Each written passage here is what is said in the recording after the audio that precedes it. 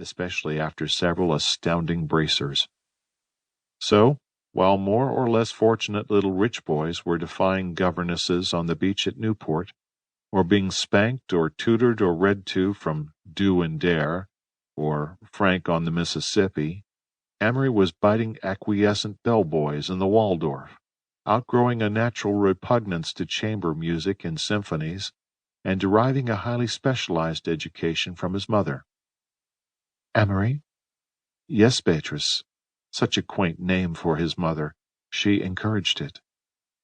Dear, don't think of getting out of bed yet. I've always suspected that early rising in early life makes one nervous. Clotilde is having your breakfast brought up. All right. I'm feeling very old today, Amory, she would sigh, her face a rare cameo of pathos, her voice exquisitely modulated, her hands as facile as Bernhardt's. My nerves are on edge. On edge. We must leave this terrifying place tomorrow and go searching for sunshine. Amory's penetrating green eyes would look out through tangled hair at his mother. Even at this age he had no illusions about her. Amory? Oh, yes. I want you to take a red-hot bath, as hot as you can bear it, and just relax your nerves. You can read in the tub if you wish. She fed him sections of the Fête Galante before he was 10. At 11 he could talk glibly, if rather reminiscently, of Brahms and Mozart and Beethoven. One afternoon, when left alone in the hotel at Hot Springs, he sampled his mother's apricot cordial, and as the taste pleased him, he became quite tipsy. This was fun for a while, but he essayed a cigarette in his exaltation, and succumbed to a vulgar plebeian reaction.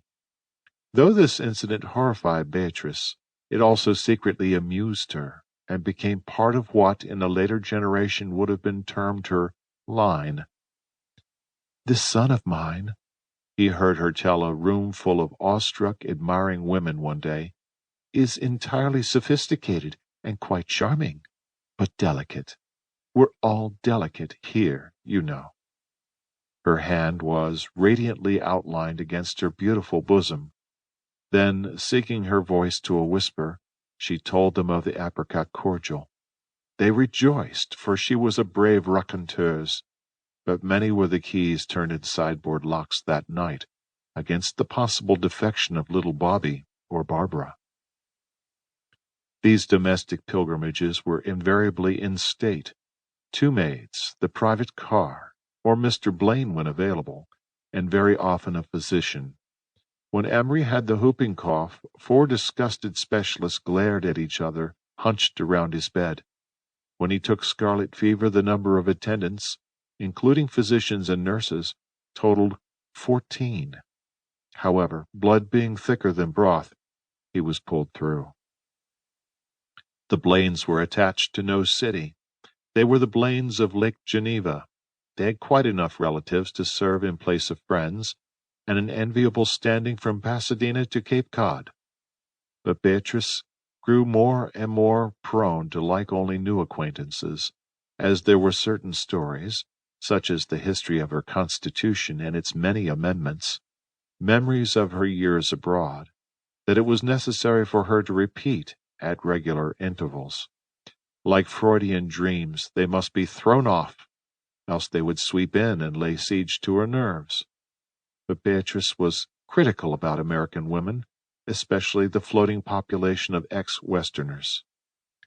They have accents, my dear, she told Amory. Not Southern accents or Boston accents, not an accent attached to any locality, just an accent. She became dreamy. They pick up old, moth-eaten London accents that are down on their luck and have to be used by someone. They talk as an English butler might after several years in a Chicago Grand Opera Company. She became almost incoherent. Suppose, time in every Western woman's life, she feels her husband is prosperous enough for her to have accent. They tried to impress me.